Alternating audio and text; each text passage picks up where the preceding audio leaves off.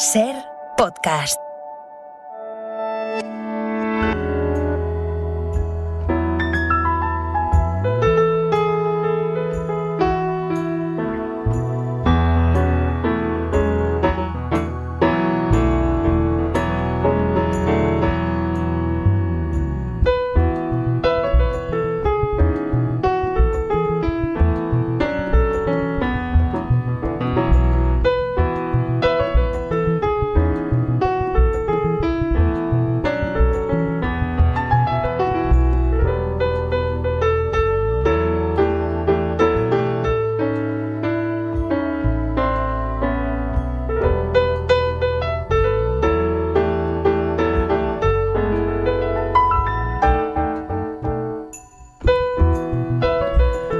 Desde París, como cada mañana de domingo, Marc Bassets, corresponsal del País en la capital francesa. ¿Cómo estás, Marc? Buenos días.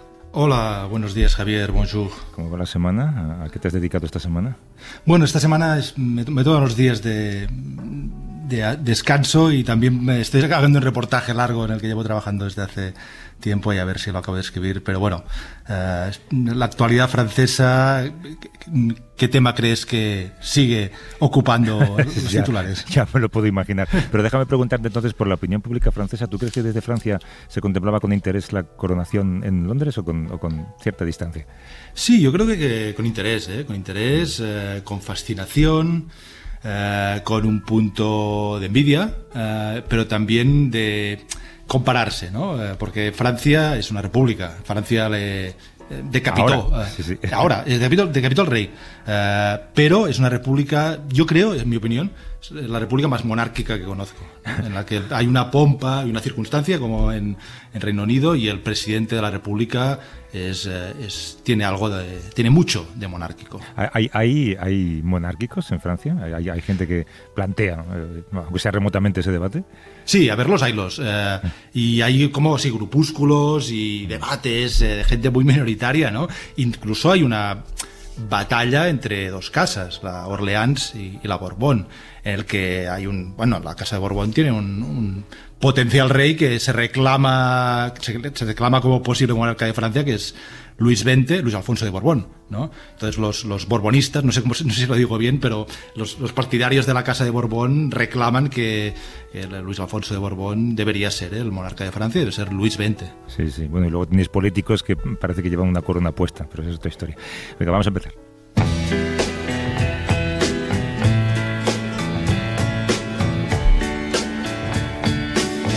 Aucun Boeing sur mon transit, aucun bateau sous mon transat. Je cherche en vain la porte exacte, je cherche en vain le mot exact. Je chante pour les transistors. Esto es puro pop francés. Sí, François Hardy, años 60, puro pop, buenísimo. Habíamos intentado, Marta, traer al programa historias de África que se salieran de la narrativa habitual que hacemos los medios respecto a los conflictos, pero a veces es inevitable no hacerlo, y menos cuando la situación es tan crítica. La sociedad sudanesa lleva desde que en 2019 finalizó una dictadura de 30 años buscando la vía para tener un gobierno democrático. Ya en 2021 habían vivido un golpe militar durante las negociaciones, pero hace poco, el 15 de abril de este año, de nuevo la sociedad sudanesa ha tenido que ver esas ganas de democracia mermadas por enfrentamientos de las milicias del país. Sí, Javier, y todo ha pasado muy rápido, y para quienes no estaban o no estábamos muy atentos a lo que sucedía en Sudán, ha sido desconcertante.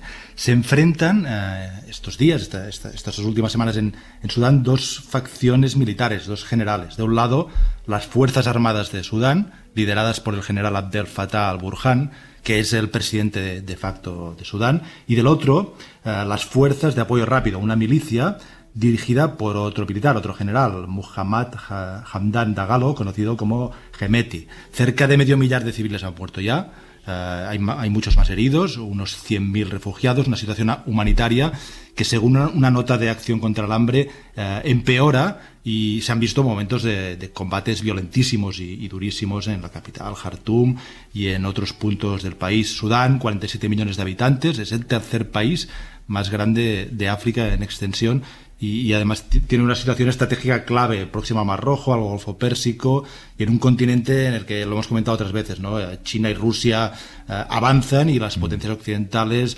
tampoco quieren ceder terreno. La periodista Nuria Tesón recordaba hace unos días en la revista 5W que en Sudán hay oro y minerales, estoy citando, recursos naturales y tierra agrícola muy fértil. Es una nación muy rica, aunque no lo parece ni por el número de ciudadanos que intentan abandonarlo y huir a Europa, ni por su dependencia de la ayuda exterior o la población empobrecida después de 3 décadas de dictadura. Es por tanto un territorio muy suculento. Para hablar de la situación que ya era complicada por la que atraviesa Sudán, nos atiende desde Túnez Paloma Martín, que es jefa de operaciones para África de Acción contra el Hambre desde 2020. ¿Cómo estás, Paloma? Buenos días. Hola, buenos días. Y también para entender, explicarnos el contexto de la situación, nos atiende desde El Cairo la periodista a la que citabas, Nuria Tesón, es periodista independiente. ¿Cómo estás, Nuria? Buenos días. Hola, buenos días, Javier, Marc. Si quieres, Nuria, me gustaría empezar por ti, que nos expliques quiénes son Burhan y Dagalo, cómo pasaron de trabajar juntos a enfrentarse ahora. Bueno, pues Marc ha arrancado explicándoslo muy bien, pero si le preguntamos a los sudaneses nos dirán que son 2 genocidas. Tanto el general Abdel Fattah Burhan como Dagalo participaron en la represión que hubo en Darfur, de los rebeldes de Darfur, en esa guerra civil que ha durado casi 2 décadas, que empezó en 2003. Hemeti, que es el que comanda esas fuerzas de acción rápida que se están enfrentando a las fuerzas sudanesas, se convirtió en líder de aquellas milicias que reprimían a los rebeldes en Darfur y que han sido acusados de genocidio. Eran las Janjaweed, lo oíamos en las noticias constantemente, cometían abusos, cometían violaciones de guerra, las utilizaban como arma de guerra, que es algo que ya estamos empezando a oír estos días. Y con el tiempo se convirtió en ese líder que se enfrenta al ejército sudanés con otro general al frente, que es un soldado que ha ido creciendo y aumentando en poder poco a poco hasta convertirse, como decías, en el presidente de facto de Sudán. Vosotros, Paloma, trabajáis desde 2018 en Sudán. Antes de esa fecha que mencionaba, antes de ese 15 de abril, ¿cómo eran vuestras condiciones de trabajo? Las condiciones de trabajo eran difíciles como en cualquier país. Que hay que recordar que Sudán es un país que ha tenido al final ni siquiera 12 años de paz, ¿no? Desde que tuvo la independencia. Entonces es un país fuertemente militarizado y bueno, las condiciones de trabajo no son fáciles. Pero bueno, tenemos 120 personas que trabajan en 5 oficinas a lo largo del país y bueno, podíamos, a pesar de las dificultades, hacer nuestro trabajo. ¿Y ahora? Ahora seguimos trabajando, seguimos intentando trabajar. La dificultad ahora es el sistema bancario que no funciona, la dificultad de tener suministros y de enviar dinero. Y la dificultad también de las carreteras, ¿no? De llegar a los beneficiarios. Hola, buenos días, Paloma y Nuria. Esta crisis, conflicto o guerra era inesperada. ¿Y cuáles son los motivos, el detonante de esta lucha entre estos 2 militares? ¿Hay un componente ahí ideológico o étnico o es simplemente una lucha de poder?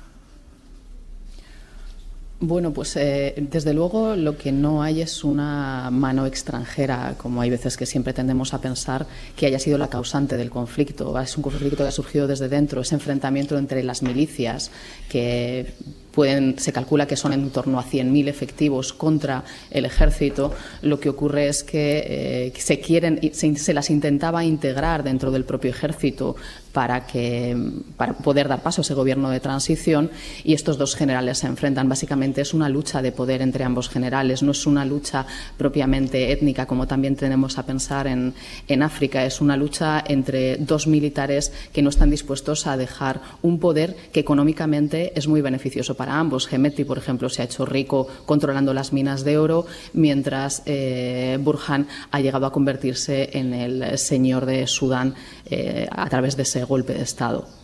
Pero dices que no hay injerencia extranjera, pero ¿a quiénes son sus clientes? ¿A quiénes venden esos productos que producen?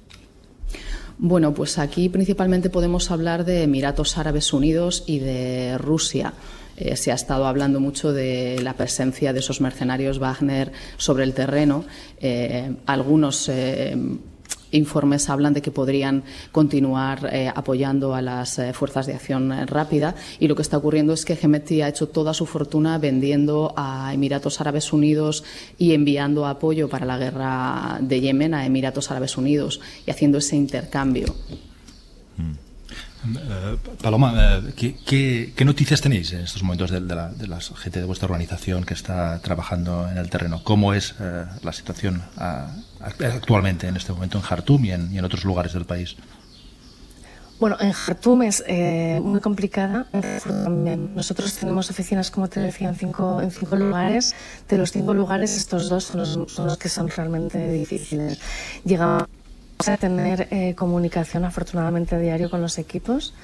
Algunos equipos que están en Khartoum están intentando dejar la ciudad. La gente dice que Khartoum se va a convertir en una ciudad fantasma, ¿no?, dentro de poco. Y en Darfur, bueno, como decía antes Nuria, ¿no?, ha habido una guerra que realmente nunca... En realidad, este conflicto no es nuevo, o sea, este conflicto lleva mucho tiempo.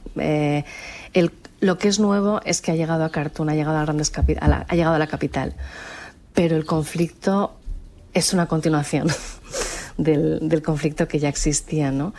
Entonces, bueno, los equipos están intentando trabajar en el resto de las oficinas. Como sabéis, no hay altos el fuego, que no se están respetando. Entonces, en el momento en que hay un alto el fuego que disminuye el conflicto, ¿no?, la gente está intentando pues salir a comprar un poco de agua, a comprar un poco de comida y bueno, muy complicado. Nuria, hablábamos de la dictadura en la que ha estado sumida el país hasta hace muy poco tiempo, hasta hace 3 o 4 años. ¿El país tendría una estructura institucional orgánica como para sostener algo parecido a una democracia? Pues el problema es que no hay un interlocutor válido entre la sociedad civil, y es algo de lo que realmente se quejan o lo que lamentan en esas personas que han estado resistiendo o demandando de alguna manera esa vuelta a ese comienzo de la democracia, o esa vuelta a la entrega del poder a un gobierno civil. Saben que no hay un interlocutor válido porque las organizaciones, los sindicatos que han sido de alguna manera la cara visible o el rostro visible de esa oposición, tanto al régimen de al-Bashir como a los generales ahora, pues son gente que de alguna manera ha estado siempre conectada al régimen, y hay una desconexión absoluta entre lo que es los jóvenes y la sociedad civil que está luchando por esa democracia y los que les están representando de alguna manera. Lo que quieren es que esos 2 generales no se sienten de ninguna manera a la mesa de diálogo, que salgan de ahí, que sean juzgados por los crímenes de guerra de los que se les acusa a ambos, y que haya alguien que les represente de verdad, pero ahora mismo no hay realmente una estructura tan fuerte como para aglutinar el poder detrás. ¿Quién está ganando esta guerra entre los 2 generales?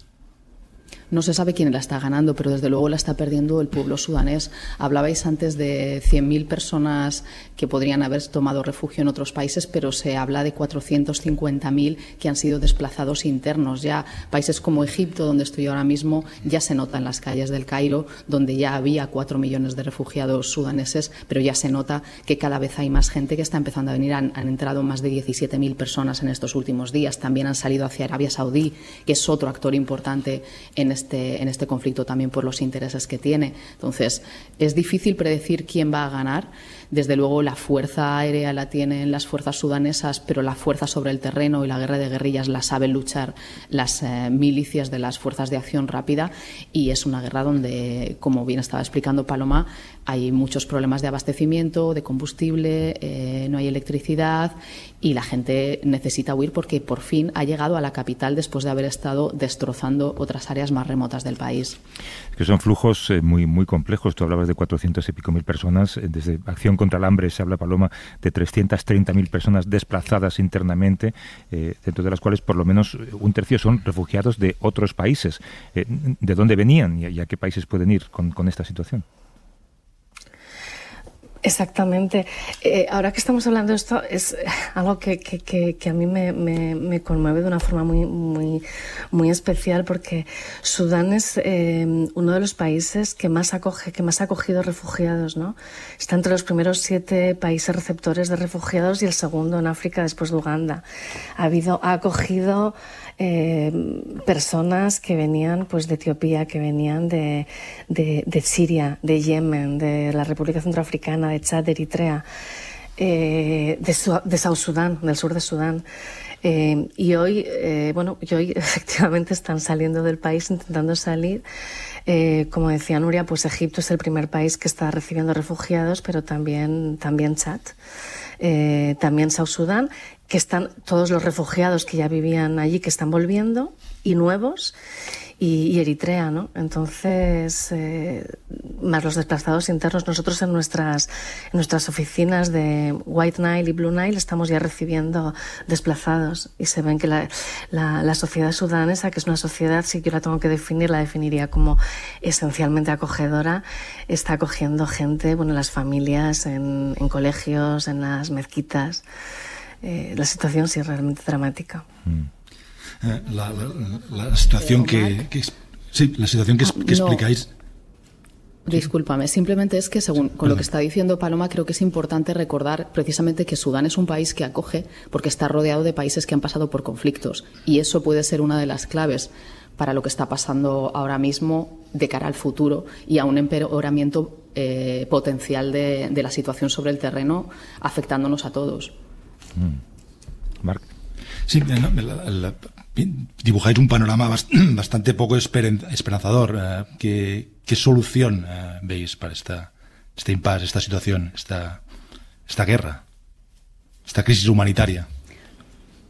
Pues ahora mismo están reunidos en Arabia Saudí para intentar buscar una salida negociada, que es muy difícil porque Burhan ya ha dicho que no está dispuesto a ceder el poder, que están dispuestos a acabar como un perro más con su oponente, con Hemeti, porque es una lucha por poder, no es una lucha por la democracia, no es una lucha para que no lleguen los islamistas otra vez al poder, que es de lo que acusa Hemeti a Burhan, de ser muy cercano a Bashir, al anterior presidente. Entonces, ahora mismo están intentando buscar una solución, se están produciendo unas negociaciones previas en Arabia Saudí, y vamos a esperar a ver lo que ocurre. Paloma, ¿cuál es tu visión de futuro? Mi visión de futuro, yo no quiero ser demasiado pesimista. Es difícil no ser pesimista en un momento como este, porque efectivamente, bueno, cuando empezó el conflicto, pues se pedía, ¿no?, un alto, que el conflicto cesara. Ahora ya prácticamente se está pidiendo que por lo menos haya corredores humanitarios, ¿no?, que se respeten los altos el fuego. Pero bueno, mirando un poco a medio plazo, vuelvo a pensar en el pueblo sudanés, ¿no?, que repito, ha tenido tan poco tiempo de paz. Y es un pueblo que está desafortunadamente muy acostumbrado a esto, pero también muy fuerte, muy resiliente, muy acogedor, y yo creo que de una forma u otra van a encontrar la solución. Necesitan el apoyo de organizaciones humanitarias como la nuestra, pero ellos van a poder salir de esto, creo. Me llamaba la atención, Nuria, y acabamos donde empezábamos, citando tu artículo en 5W, un artículo magnífico. Tú decías que Sudán, con respecto al Nilo, es el hacedor de reyes. ¿Por qué dices esto? Pues porque Sudán no tiene la capacidad por sí mismo de ejercer el poder, pero sí que tiene la llave para poder convertir a otros en poderosos. Esa disputa que se produce en Sudán se produce en torno, no nos olvidemos, al Nilo.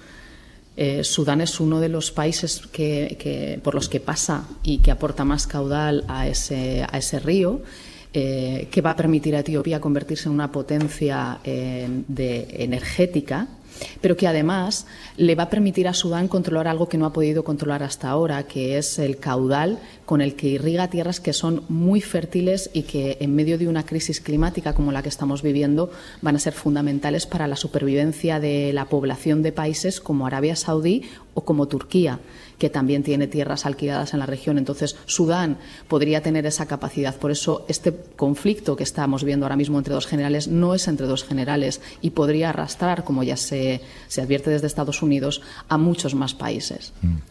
Ese artículo aparece en el número Agua de 5W, que además también contiene artículos de buenos amigos de este programa que han pasado por aquí. Pues creo que entendemos mejor este conflicto gracias a vosotras, os lo agradezco muchísimo. Desde Túnez, Paloma Martín, que es jefa de operaciones para África de Acción contra el Hambre desde 2020, y desde El Cairo, Nuria Tesón, que es periodista independiente. Paloma, Nuria, mil gracias y suerte con todo. Gracias por invitarnos. Hasta luego.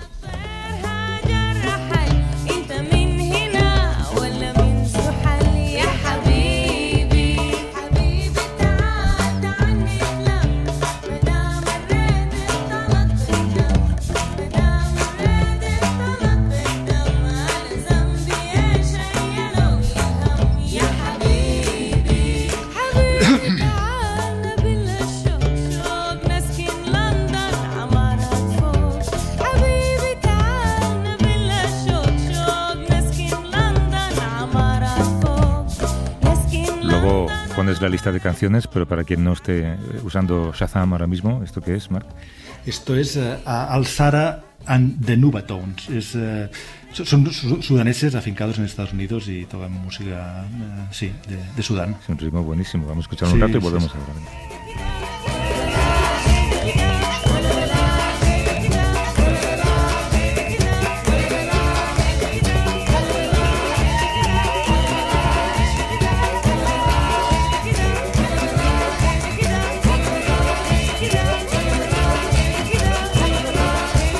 Ser Podcast. I'm gonna join that one big union.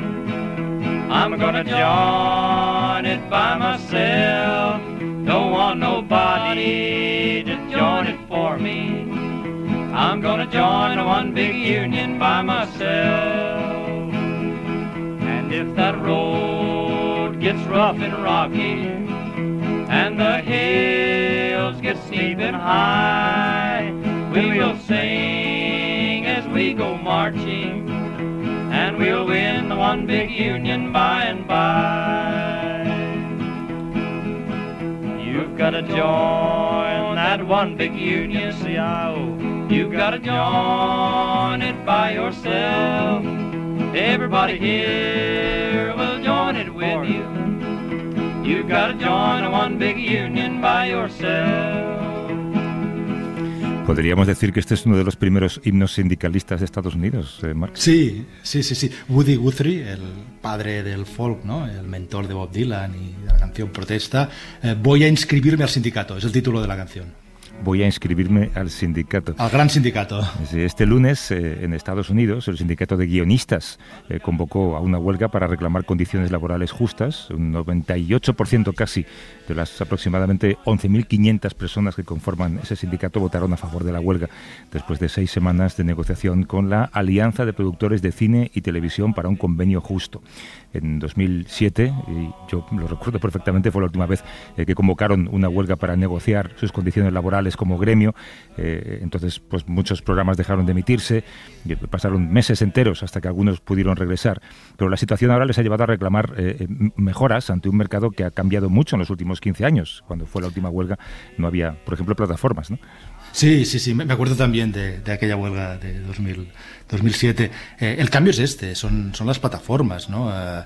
Netflix, Amazon, por citar algunas, ¿no? Que permiten ver series, programas todas las veces que queramos, este consumo que ha cambiado totalmente en los últimos 15 años, y algunos comentarios sobre esta huelga actual dicen que lo que está sucediendo es la uberización del trabajo del guionista, ¿no? Es de uberización en el sentido de que, como Uber, ¿no? Que salvando las diferencias, pero que el guionista ya trabaja con contratos como si fuese un conductor de automóviles de Uber o llevase comida, ¿no? Como cobrando por los servicios puntuales, ¿no? Esta es la huelga de la era de las plataformas, ¿no? Hay que entender que Hollywood es una industria artística que produce gran arte, pero a fin de cuentas es una industria en la que los guionistas son una parte del engranaje de la fábrica, y como otros trabajadores en otros sectores, los nuevos modelos de difusión amenazan sus derechos y sus ingresos. Y luego está ahí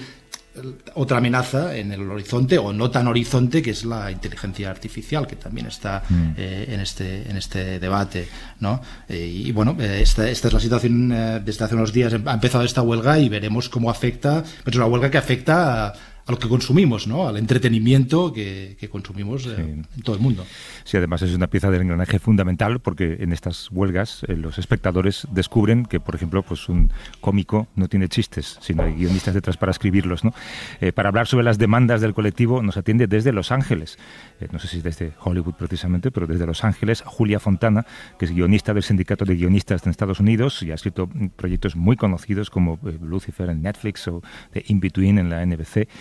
¿Cómo estás, Julia? Buenos días o buenas noches para ti. Hola, buenos días para vosotros, buenas noches para mí. Oye, desde Los Ángeles y desde Hollywood veo el cartel desde mi casa. Sí. Oye, gracias por quedarte despierta, porque allí son las 11:30, supongo, ¿no?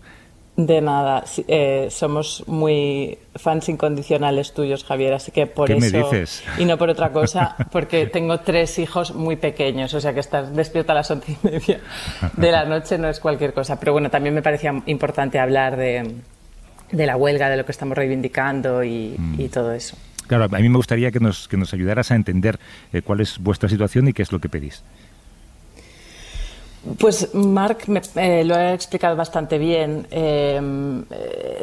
A ver, el objetivo de cualquier empresa, y los estudios de Hollywood no son ninguna excepción, pues siempre es obtener el máximo trabajo de sus trabajadores por el mínimo dinero. Y entonces, bueno, esa es la presión a la que estamos sometidos, sobre todo desde siempre, pero sobre todo desde que entraron las plataformas digitales. Y bueno, básicamente Silicon Valley ha irrumpido en Hollywood y ha alterado muchísimo el mercado, ¿no? Entonces Netflix, Amazon, Apple tienen una forma de hacer las cosas muy diferente a como lo venían haciendo lo que aquí se llaman los legacy studios, o sea, las empresas de toda la vida, Warner Brothers, Paramount, Universal, Disney, etcétera. Y bueno, pues están intentando que cada vez trabajemos más por menos, resumiéndolo como de la forma más sencilla que puedo. Hay un precio establecido, digamos, o vosotros cobráis en función de lo importante que puede llegar a ser el proyecto. Las dos cosas. El convenio colectivo establece un mínimo. Es importante entender que en Hollywood todos los guionistas estamos sindicados. O sea, si tú trabajas para cualquier empresa en Hollywood, formas parte del sindicato, lo cual es como difícil de entender en una economía como la americana, ¿no? Pero es por eso por lo que tenemos tanta fuerza. Entonces sí, hay unos mínimos y luego a partir de ahí cada uno negocia pues en función del estatus laboral que tiene, de la experiencia, del interés o no que tenga por ese proyecto. A partir de ahí tus agentes es donde entran en la negociación. Claro, ¿qué pasa? Que en los últimos años esos mínimos están empezando a convertirse en los máximos. Si hace 3 años un tercio del sindicato trabajaba por el mínimo, ahora es la mitad. Es una tendencia muy alarmante. Buen día, Julia. Marc, desde París. Me gustaría preguntarte por 2 conceptos que he visto mencionados a menudo en el debate sobre esta huelga y que creo que son importantes. Una es los mini rooms, ¿no? Literalmente mini habitaciones o mini salas. Sí. Al parecer es un punto central en este contencioso. ¿Podrías explicar qué son las mini rooms? Mini room o sea, viene de writer's room, o sea, lo normal es el equipo de guionistas. Nos reunimos en una habitación, eso es lo que se llama una sala de reuniones, eso es lo que se llama el room. Y entonces el mini room es una artimaña de las compañías para que hagamos el mismo trabajo que siempre hemos estado haciendo en ese room. Pues no sé, si antes nos llevaba 10 meses hacer una temporada de televisión, pues ahora nos dan 10 semanas. Es decir, es la estrategia que han montado para que hagamos el mismo trabajo en mucho menos tiempo y en peores condiciones.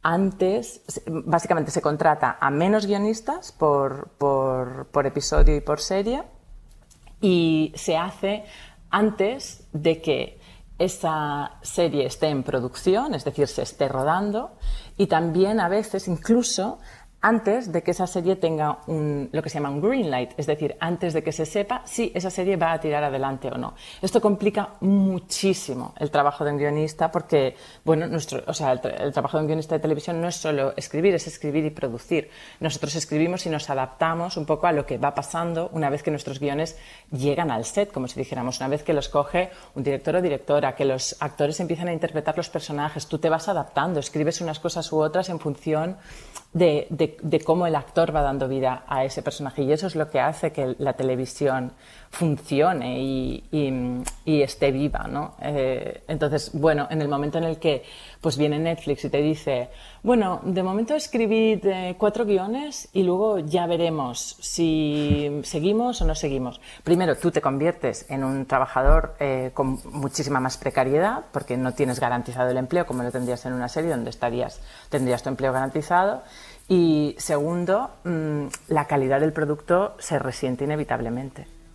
Y el otro concepto que se menciona mucho es el de los pagos residuales, que al parecer también es clave, ¿no? en esta huelga. ¿Qué son los pagos residuales? A ver, los pagos residuales, aquí en Estados Unidos existe, o sea, el guionista, nosotros somos unos humildes asalariados. A cambio, históricamente, para poder sindicarnos, tuvimos, por una cuestión por cómo funciona la legislación laboral, uno no puede sindicarse si es propietario de lo que produce. Entonces tuvimos que ceder una cosa que en Europa, por ejemplo, es un derecho inalienable, que es el derecho de autor, a las empresas. Es decir, cuando yo escribo un guión para Warner Brothers, a efectos prácticos, legales y en todos los aspectos, Warner Brothers es el creador, el autor de ese guión.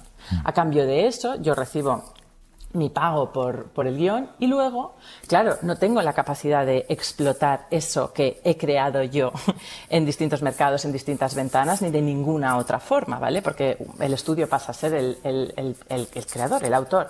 Entonces, para compensar eso, se creó este sistema de lo que se llaman residuals o residuales, como lo estamos traduciendo, que es un porcentaje, hay una serie de fórmulas, pues a cambio de, la primera vez que se emite en un canal en abierto, o si el estudio luego rentabiliza la serie vendiéndola a una serie de cadenas en Europa o donde sea, pues tú vas recibiendo como pequeños pagos, y estos pagos, que a veces pueden ser sustanciales dependiendo del éxito que tenga la serie, mantenían la carrera de un guionista pues entre un bolo y otro. A veces pues podía pasar meses, ¿no?, antes de que consiguieras enganchar en otra serie o que saliera tu peli o lo que fuera.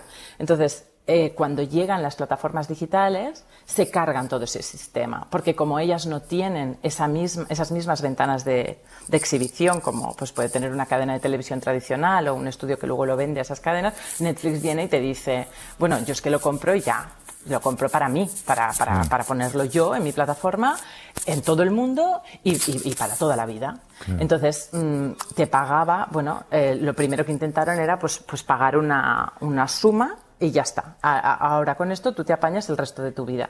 Al principio toleramos, luego cuando se renegoció el contrato hace 3 años estábamos en plena pandemia y no era el momento de ponernos a luchar, pero claro, esto se ha ido acumulando y ahora que es evidente que las plataformas les está yendo bien y que ya no pueden usar la excusa de es que no sabemos si este modelo de negocio va a funcionar o no, si lo vamos a poder monetizar o no, pues ha llegado el momento de actualizar esa fórmula. Es bastante sencillo en realidad.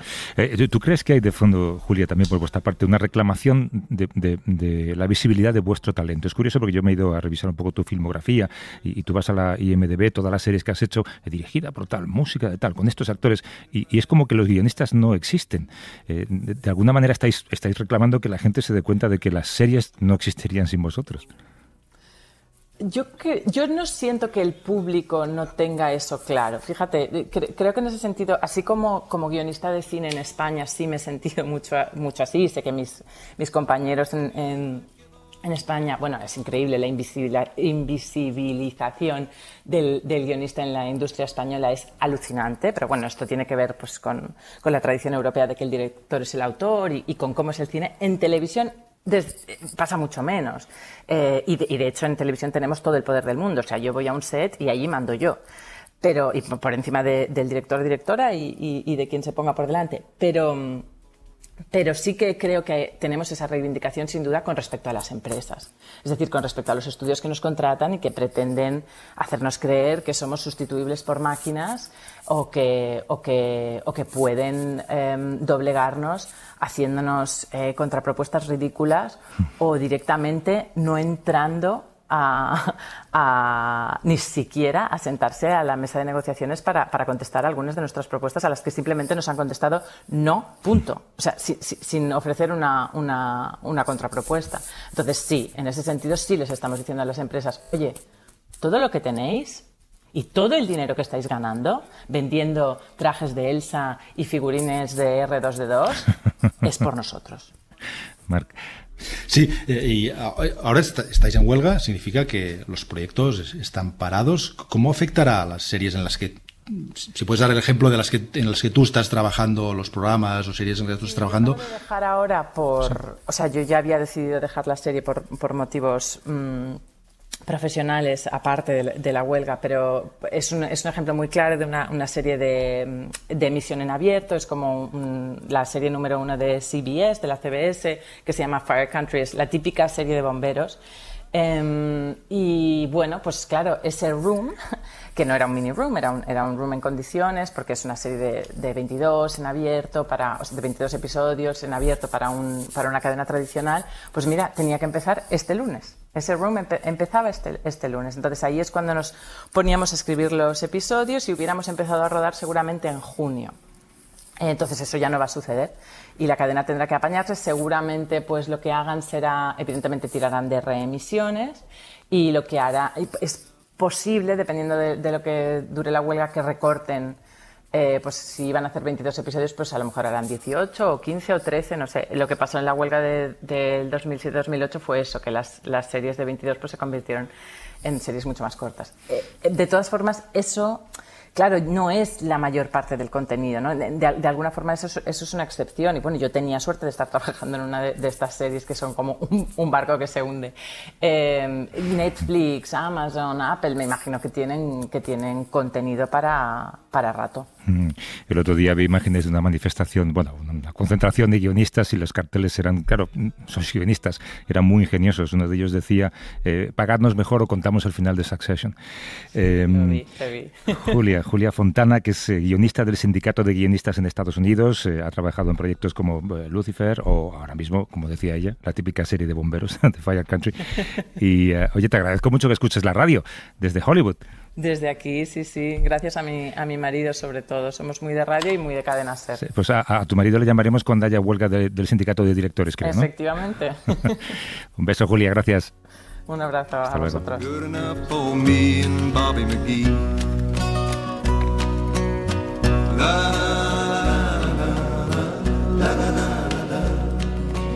Qué bien nos lo ha explicado Marc, ¿eh?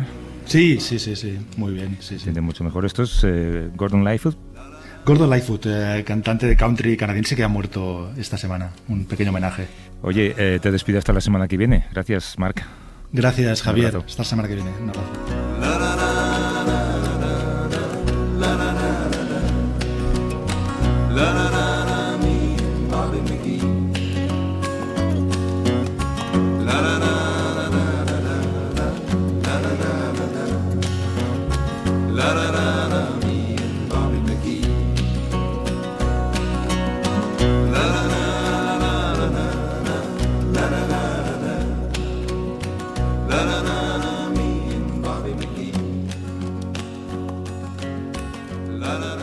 Para no perderte ningún episodio, síguenos en la aplicación o la web de la SER, Podium Podcast o tu plataforma de audio favorita. Cadena SER. La radio.